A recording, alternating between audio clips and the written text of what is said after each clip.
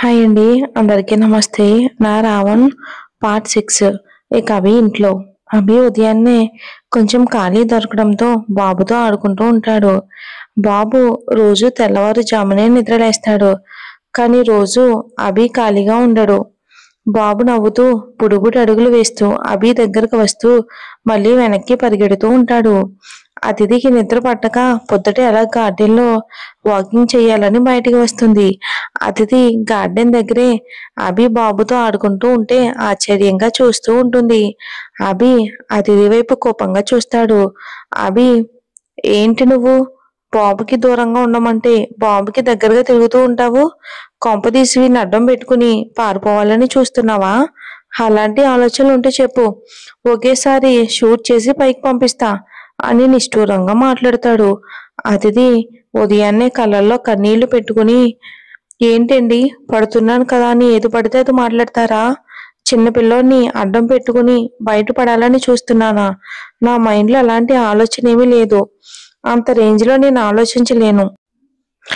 నేను మీలా కాదుగా, మధ్యతరగతి కుటుంబం నుంచి వచ్చాను. నాకు ఎలాంటి చీప్ మెంటాలిటీ లేదు. కిడ్నాప్లు, ప్లాన్లు అన్నీ మీలాంటి వాళ్ళకి సాధ్యం అని గట్టిగా సమాధానం చెప్తుంది. అభి కళ్ళు ఎర్రగా చింత నిప్పుల్లా మండుతూ ఉంటాయి. అంటే నాకిదే పని అనుకున్నావా? నేను డబ్బున్న వాణ్ణి, కానీ గుణం కూడా ఉంది. లేకపోతే నీ పరిస్థితి వేరేలా ఉండేది. నువ్వు బాబుకి దూరంగా ఉండు. వాడికి అమ్మలేదు. నువ్వు వాడికి అలవాటైతే నాకు వాడిని మేనేజ్ చేయటం కష్టం అవుతుంది. లేదు పర్మనెంట్గా ఇక్కడే అని వెటకారంగా మాట్లాడతాడు. అతిథి, నా కర్మకాలి పొద్దుటే ఇలా వాకింగ్ చేద్దామని వచ్చాను. బాబు అలా నవ్వుతూ ఉంటే నా కష్టాలు మర్చిపోవాలని కొంచెం సేపు చూస్తూ ఉండిపోయాను. దానికే తమరింత క్లాస్ స్పీకరు. మహానుభావా, నన్ను వదిలేయండి. అయినా నేను కూడా ఇలాగే ఒక తండ్రికి కూతుర్ని. వదిలేయొచ్చుగా అని దీనంగా చూస్తుంది. అభి, చూడు, నేను ఇబ్బంది పెట్టాలి అనుకోవట్లేదు. కాబట్టి ఇంకా హ్యాపీగా ఫ్రీ బర్డ్లా తిరుగుతున్నావు. నేను ఫుల్గా నీ మీద కాన్సన్ట్రేషన్ చేయాలి అనుకుంటే నీలో చాలానే ఉన్నాయి. అలా చేయాల్సి వస్తే నన్ను చూడటానికి కూడా భయపడతావు. మరేమంటావు, రెడీయేనా అని అదో రకంగా తన వైపు చూస్తాడు అభి. అతిథి కళ్ళల్లో నీళ్లతో, ఇందాక బాబుతో ఆడుకున్న అదే మనిషి నాతో ఇలా మాట్లాడి బెదిరిస్తున్నారంటే నమ్మలేకపోతున్నాను. దీనికన్నా నన్ను ఒకేసారి చంపేసండి అంటూ ఏడుస్తుంది. అభి, నాకు ఆడవాళ్ళు ఏడిస్తే మహా చిరాకు. ముందా ఏడు పాపు, వెళ్ళి ఇవాళ బ్రేక్ఫాస్ట్ రెడీ చెయ్యి అని ఆర్డర్ వేస్తాడు అభి. అతిథి, నేనా అని ఆశ్చర్యపోతుంది. అభి, హా, నువ్వే. ఖాళీగా ఉంటే ఏడవడమే పనిగా పెట్టుకున్నావు. అందుకే వెళ్ళి వంట చెయ్యి అని లోపలికి వెళ్ళబోతాడు. అంతలో అతిథి మాటలు విని ఆగిపోతాడు. అతిథి, నాకు వంట చేయటం రాదు, నేను చెయ్యలేను అని మొహం పక్కకు తిప్పుకుంటుంది. అభి, నాకు ఇవాళ దోశ నువ్వే వెయ్యాలి, ఉల్లి దోశ. వెళ్ళి వెయ్యి.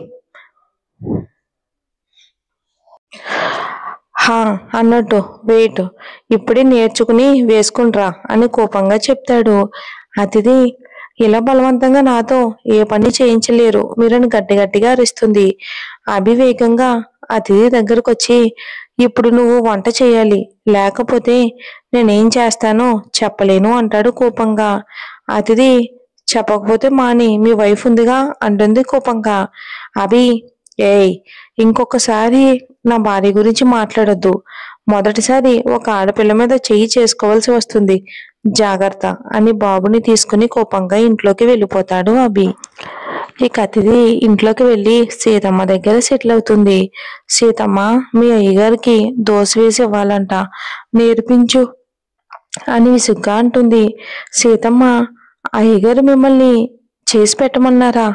ఇప్పటి వరకు ఎవరిని నోరు తెరిచి అడగలేదు. నేనే టైంకి తీసుకెళ్లేదాన్ని అని బాధగా చెప్తుంది. అతిథి, సీతమ్మ, మీ అమ్మగారి గురించి చెప్పు. ఈ మనిషి ఎప్పుడు ఎలా ఉంటాడో తెలియక పారిపోయిందా ఏంటి అని అనుమానంగా అడుగుతుంది. సీతమ్మ, మెల్లగా మాట్లాడండమ్మా, అయ్యగారు వింటే మిమ్మల్ని నన్ను వంటగదిలోనే పాతి పెడతారు అంటుంది. అతిథి సరే నెమ్మదిగానే మాట్లాడతానులే చెప్పు అని ఇంట్రెస్ట్ గా అడుగుతుంది. సీతమ్మ అమ్మగారు అయ్యగారు గుడిలో పెళ్లి చేసుకుని వచ్చారంట. ఇద్దరు చాలా అన్యోన్యంగా ఉండేవాళ్ళంట. ఒకరోజు అమ్మగారు కనిపించకుండా మాయమైపోయింది. తర్వాత ఎక్కడో యాక్సిడెంట్ లో చనిపోయిందని పోలీసులు చెప్పారంట. అయ్యగారు చాలా రోజులకి కోలుకోలేకపోయారంట అని బాధగా చెప్తుంది సీతమ్మ. ఇంకా గుణబాబు చెప్పారమ్మా, అయ్యగారు మళ్ళీ బిజినెస్ లోకి వెళ్ళాక కోలుకుని మామూలు మనిషి అయ్యారంట అంటుంది. అతిథి ఆమె చనిపోయాక ఈయనకి మైండ్ ఏమైనా పోయిందా ఏంటి? అయినా మధ్యలో నన్నెందుకు కిడ్నాప్ చేయాలి అని అడుగుతుంది. ఏమో అమ్మా నాకు తెలీదు అంటుంది సీతమ్మ. మరి ఆమె ఫోటోలు లేవు, దండలు లేవు అని అడుగుతుంది అతిథి. సీతమ్మ హాల్లో చాలా పెద్ద ఫోటో ఉండేదంటమ్మా. ఒకసారి గాలికి ఫోటో పడిపోయి పగిలిపోయిందంట. అప్పటి నుంచి ఆయన ఆమె ఫోటోలు పెట్టనివ్వలేదంట. నేను ఇక్కడికి వచ్చి 6 నెలలు అయ్యిందమ్మా. నా కుటుంబాన్ని అంతా సారే పోషిస్తున్నారమ్మా. నా పిల్లల్ని చదివిస్తున్నారు అని సంతోషంగా చెప్తుంది. అతిథి మరి ఆమె పేరేంటి సీతమ్మ అని అడుగుతుంది. దీక్ష అంటమ్మా. గుణ సార్ మాట్లాడుతున్నప్పుడు విన్నాను అంటుంది. అతిథి గుణ ఎవరు? సీతమ్మ గుణ సార్ విష్ణు సార్కి చిన్నప్పటి నుంచి దోస్తులంట. భలే మంచోళ్ళమ్మా అని అంటుంది. అతిథి అవునవును ఇక్కడ అందరూ మంచోళ్ళే. నేనే ఎవరో నాకే అర్థం కావట్లేదు. సరేలే దోసపిండిలే నా మొహాన్ని కొట్టు, ప్రాక్టీస్ చెయ్యాలిగా అని తల బాదుకుంటుంది. దానికి సీతమ్మ నవ్వుకుంటుంది. పోనీలేమ్మా నేను వేస్తాను, నువ్వు తీసుకెళ్లి పెట్టు సరిపోతుంది. నేను చూస్తూ ఉంటే జాలేస్తుంది. అతిథి ఇలాంటి ఆఫర్లు ప్రస్తుతానికి వద్దులే సీతమ్మ. ఆ మహానుభావుడు కనిపెడితే ఏం చేస్తాడోనని భయంగా ఉంది అని పక్కకి చూడగానే బాబు నెమ్మదిగా అడుగులేస్తూ వచ్చి అతిథి దుప్పట లాగుతాడు. సీతమ్మ అను బాబు నా కోసం వచ్చావా? మా నాయనే నాన్న దగ్గర నుంచి వచ్చేసావా అని బాబుతో మాట్లాడుతూ ఉంటుంది. అభి కిచెన్ వైపు వచ్చి అనురాగ్ రాకన్నా మనం బొమ్మలతో ఆడుకుందాం అని అతిథి వైపు చూస్తూ బాబుని ఎత్తుకుని వెళ్తాడు. మెంటల్ గాడు అని తిట్టుకుంటుంది అతిథి. అభి ఇవాళకి ఉల్లి దోశ అవుతుందా లేదా అని అరుస్తాడు గట్టిగా. వస్తుంది వస్తుంది ఆన్ ది వే అని చాలా కాన్ఫిడెంట్ గా చెప్తుంది. అభి 40 నిమిషాలు దోశ కోసం వెయిట్ చేస్తాడు. సీతమ్మ మామూలుగా షాక్ అవ్వదు. 5 నిమిషాలు లేట్ అయినా ఇల్లు పీకి పందిరేసే అభి 40 నిమిషాలు వెయిట్ చేశాడంటే అతిథి అంత స్పెషలా అని ఆలోచిస్తుంది సీతమ్మ. అభి సీతమ్మ ఆఫీస్కి లంచ్ రావాలి, డ్రైవర్ని పంపిస్తాను, నువ్వు ప్రిపేర్ చేయొద్దు, నాకు 1 గంటకి లంచ్ నా రూమ్లో ఉండాలి అని ఆర్డర్ వేసి బ్రేక్ఫాస్ట్ చేయకుండానే ఆఫీస్కి వెళ్ళిపోతాడు. అతిథి టెంపరీగా రిలాక్స్ అవుతుంది. నాగేంద్ర పోలీస్ స్టేషన్కి వెళ్తాడు. కానిస్టేబుల్ సార్ ఎన్ని రోజులు ఇలా పోలీస్ స్టేషన్ చుట్టూ తిరుగుతారు? ఏమైనా ఇన్ఫర్మేషన్ తెలిస్తే మేమే కబుర్ చేస్తాం కదా. నాగేంద్ర మా అమ్మాయి చాలా అమాయకురాలు సార్. ఇంట్లో పనులు కాలేజ్ తప్ప వేరే లోకం తెలియదు. అలాంటి అమ్మాయి కనిపించట్లేదు. 3 రోజులయ్యింది. ఏ తండ్రికైనా కంగారు ఉంటుందా? కానిస్టేబుల్ ఇక్కడ పెండింగ్ కేసులే 100 పైగా ఉన్నాయి. అవన్నీ చూడడానికి టైం లేదు. ఇక నీ కేసు గురించి పట్టించుకుంటారా సార్? నాగేంద్ర అందుకేగా డిఎస్పి సార్ ద్వారా వచ్చాను. నాకు ఇక్కడ విషయాలు బాగానే తెలుసు అని అంటాడు నాగేంద్ర. కానిస్టేబుల్ ఎవరు వచ్చినా ఎవరేం చెప్పినా వీళ్ళు అనుకుంటేనే జరుగుతుంది. ఈ లోపు ఎస్ఐ బయటికి వెళ్తూ నాగేంద్రాన్ని చూస్తాడు. నాగేంద్ర నమస్తే సార్, నా కూతురి గురించి ఏమైనా తెలిసిందేమోనని వచ్చాను. ఎస్ఐ నీ కూతురు ఏమైనా సెలబ్రిటీనా? ఎవరైనా గుర్తుపట్టి వెంటనే ఫోన్ చేయడానికి అని కోపంగా అడుగుతాడు. నాగేంద్ర మీరేం చెయ్యరు. ఎవరైనా నా కూతుర్ని కనిపెట్టి ఫోన్ చేస్తే వెళ్ళి తీసుకొస్తారు అంతేగా. దానికి మీ దాకా ఎందుకు? పేపర్లో ఫోటో వేసి డబ్బులు ఇస్తానంటే ఎవరైనా నా కూతురు గురించి చెప్తారు అని అంతే కోపంగా గట్టిగా సమాధానం చెప్తాడు. ఎస్ఐ నిన్నటి నుంచి చూస్తున్నా, ఏంటి నీ గోల? అసలు నీ కూతుర్ని ఎవరైనా కిడ్నాప్ చేశారో లేకపోతే తనే ఎవరితోనన్నా లేచిపోయిందో? మీ ఇంట్లో వాళ్ళకి లేచిపోవటం అలవాటంటగా అని వెటకారంగా నవ్వుతాడు ఎస్ఐ. నాగేంద్ర చ ఇలా మాట్లాడే సంస్కారం ఉన్న మిమ్మల్ని నమ్ముకుని న్యాయం చేస్తారేమోనని జనాలందరూ నమ్ముతున్నారు.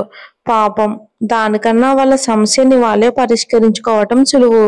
ఎస్ఐ పో, అదే మంచి పని చేసుకో. ఇక్కడ ఎందుకు వచ్చావు, వెళ్ళు, బయటికి వెళ్ళు అని కాలర్ పట్టుకుని పోలీస్ స్టేషన్ బయటికి గెంటుతాడు. నాగేంద్ర ఇంకో 2 రోజుల్లో నా కూతురు ఇంటికి రాలేదో తర్వాత ఏం జరుగుతుందో చూడు అంటూ కోపంగా స్టేషన్ నుంచి బయటకు వస్తాడు. ఎస్ఐ మర్యాదగా ఇంటికి వెళ్ళు, ఏమైనా చేసుకో అని నిర్లక్ష్యంగా మాట్లాడతాడు. నాగేంద్ర కళ్ళలో అతిథిని తలుచుకుని కన్నీళ్ళు వస్తాయి. తన పరిస్థితి ఇలా ఉంటే ఇక పేదవాళ్ళ పరిస్థితి ఏంటి అని అనుకుని చాలా బాధపడతాడు పాపం. నాగేంద్రకి ఇంట్లోకి రాగానే వర్ష మాటలు వినిపిస్తాయి. నాగేంద్ర కోపం పీక్స్ కి వెళ్ళిపోతుంది. సరోజ, ఏమండి, మన వర్ష ఇంటికి వచ్చేసింది, నాకు చాలా హ్యాపీగా ఉందండి అని నవ్వుతూ చెప్తుంది. నాగేంద్ర సరోజ చెంప పగలగొడతాడు. ఎవరే ఎవరే తన్ని లోపలికి రమ్మని చెప్పింది, నువ్వేనా? హారతి పళ్ళెం పట్టుకుని ఆహ్వానించావా అని గట్టిగా అరుస్తాడు. సరోజ, అమ్మాయి ఇంటికి వస్తే అలా కోపగించుకుంటారేంటండి, మనం కావాలనుకుని తను కావాలనుకున్న వాడిని వద్దనుకుని వచ్చిందండి అని ఏడుస్తూ చెప్తుంది. నాగేంద్ర, నేను నిన్ను దాన్ని ఎప్పుడూ ఇలా గోబ పగిలేలా కొట్టుంటే పరిస్థితి ఇంత దూరం వచ్చేదే కాదు అని కోపంగా మాట్లాడతాడు. సరోజ, ఇప్పుడు ఏమైందండి ఇలా ఎగురు పడుతున్నారు? పరిస్థితి గురించి చంద్ర అన్నయ్యకు నేను చెప్పి పెళ్లి కొప్పిస్తాను, మీరు కోప్పడకండి అని నెమ్మదిగా చెప్తుంది.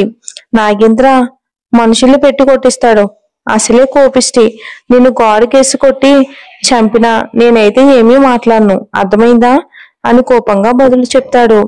సరోజ, మనం అమ్మాయి తరపు వాళ్ళం, ఆస్తిలో హోదాలో నిహాస్ వాళ్ళకంటే చిన్నవాళ్ళం, మనం తగ్గే ఉండాలి కదండి, అయినా ఒకసారి అడగడంలో తప్పు లేదు అని సర్ది చెప్పడానికి ప్రయత్నిస్తుంది. నాగేంద్ర, నీ ముద్దుల కూతుర్ని పిలువు, అసలేం జరిగిందో, నలుగురిలో నా పొరుగు గంగలో ఎందుకు కలిపిందో, మళ్ళీ ఎందుకు దాపరించిందో అడిగి తెలుసుకుంటాను అని సరోజ వైపు చూస్తాడు. సరోజ అమ్మాయి రూమ్ లో రెస్ట్ తీసుకుంటుంది. బాగా ఏడ్చి ఏడ్చి సొమ్మసిల్లి పడిపోయింది. రేపు ఉదయం మాట్లాడుకుందామండి అంటుంది. భలే నటిస్తారు. రేపు ఉదయమా? సరే, మీ సంగతి చెప్పకుండా వదులుతానా అంటూ తన గదిలోకి వెళ్ళిపోతాడు. ఇంక సరోజ, అమ్మో, ఈ ముసలోడు వదిలేటట్టు లేడు, ఇదేమో ప్లాన్ చేసుకుని వెళ్ళి మళ్ళీ తిరిగి వచ్చింది, నా కర్మ కాకపోతే ఇది నా కడుపుని ఎలా పుట్టిందో అర్థం కావట్లేదు, ఒక్క ప్లాన్ కూడా కరెక్ట్ గా వేయదు, అమలు చేయదు, రేపు ఉదయం ఈయన మమ్మల్ని చంపేస్తాడేమో, ముందు జాగ్రత్తగా మా తమ్ముణ్ణి రమ్మని ఫోన్ చేస్తాను, వాడైతేనే ఆయనతో మాట్లాడగలిగేది అని ఆలోచించి తన గారాల తమ్ముడు అతిథికి శత్రువైన సుదీప్ ని రమ్మని కాల్ చేస్తుంది. సుదీప్ 60 ఎకరాల భూస్వామి, చుట్టుపక్కల ఊళ్ళలో ధనవంతుడుగా పేరు తెచ్చుకున్న రైతు. మరి ఏం జరుగుతుందో ఏంటో వచ్చే ఎపిసోడ్ లో చూద్దాం. థ్యాంక్స్ ఫర్ వాచింగ్ అండి.